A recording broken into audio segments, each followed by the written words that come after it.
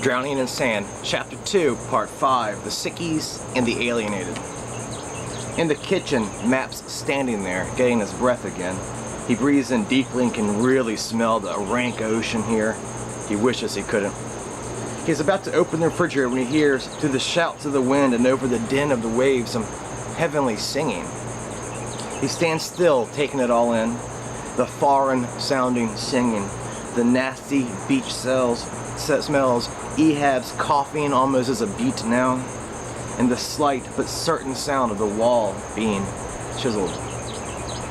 He hobbles over to the living room and almost loses a grip on his cane as he looks over and sees Miss Nevershe, smaller than she was but still huge, awake and alert and soaking in her tub, with a normal-sized pink poodle resting on Miss Nevershe's still bloated belly.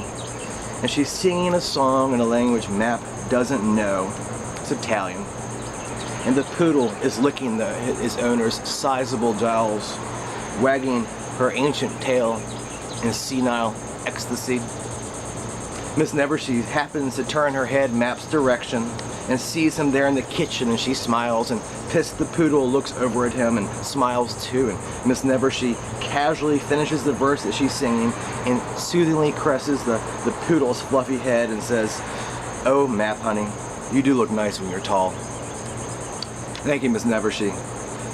Now that Miss Nevershe has stopped singing, Map can clearly hear the chiseling sound coming from Tanya's wall. "It's such a lovely day," Miss Nevershe goes on. "So nice to be here at the beach with my loved ones, just enjoying the sights."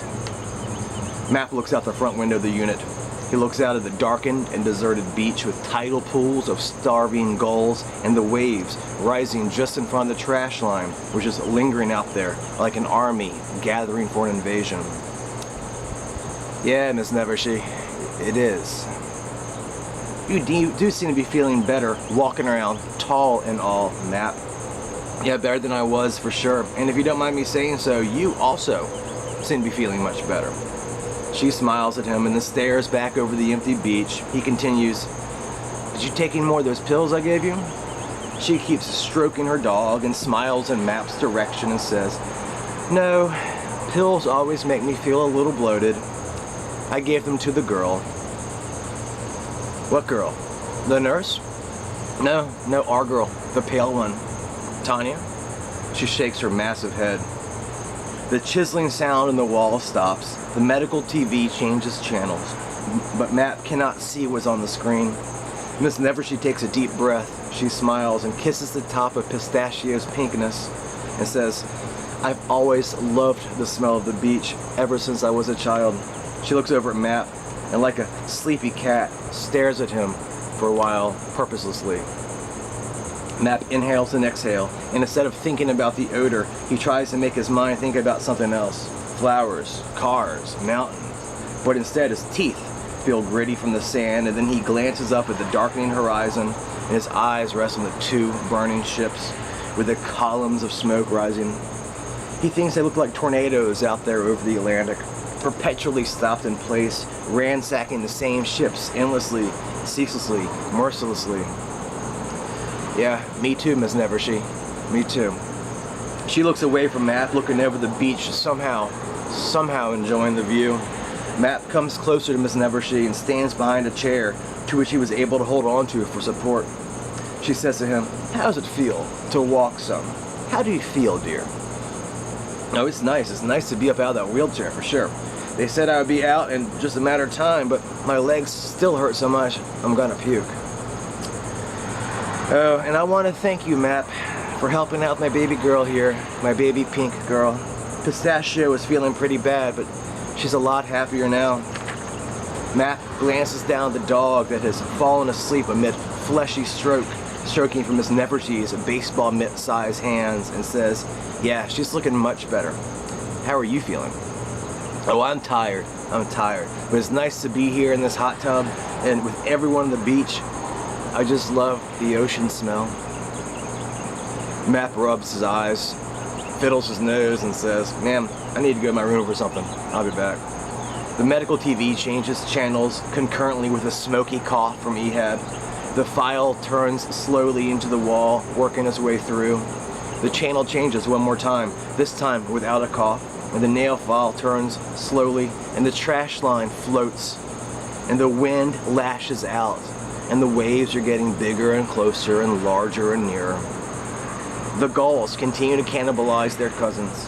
Matt swallowed some sand that had been dislodged from between his teeth, and he slowly canes his way back to the kitchen, still hungry, stepping over a tooth, Tanya's certainly, and he hobbles down the hallway, his footsteps synchronizing with coughs emitting from Ehab's assigned room.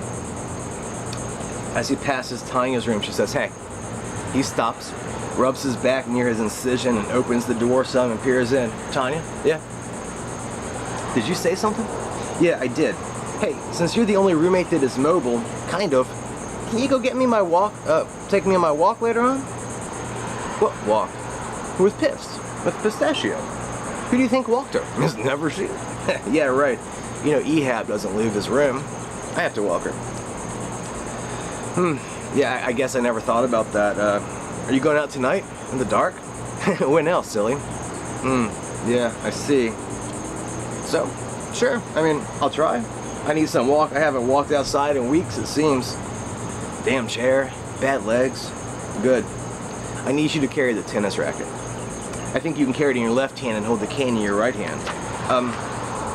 What, Tanya? I said, I think you can hold the cane in your right hand. No, I got that. Before that. Oh, I need you to carry the tennis racket. A tennis racket? I can barely walk. I can't play tennis now. You're funny, Matt. She smiles. He grins. She keeps on slowly turning the nail file into the wall and doesn't look back at him for a moment. He says, "I'm confused, Tanya. Are you going to go play tennis? In the dark? Wouldn't we need 2 rackets to play tennis?" Last time I checked, it took at least 2 people. She keeps on making her peephole in the wall and laughs a little, but doesn't look over him. No, no, no. It's in case any of those bubonic gulls gets near me. Us. You're taller than I am, probably stronger than I am. Here, she stops and glances over at Matt, hunches over his cane, rubbing his back with a pained expression on his face, and says, maybe that is. Maybe stronger than I am, but taller for sure. If any of those flying rats get near us, I want you to hit them with a backhand so hard they poop out their beaks. So, will you walk with us? Yeah, okay, sure. Great. I'll come find you when I'm done here after I have some applesauce for dinner.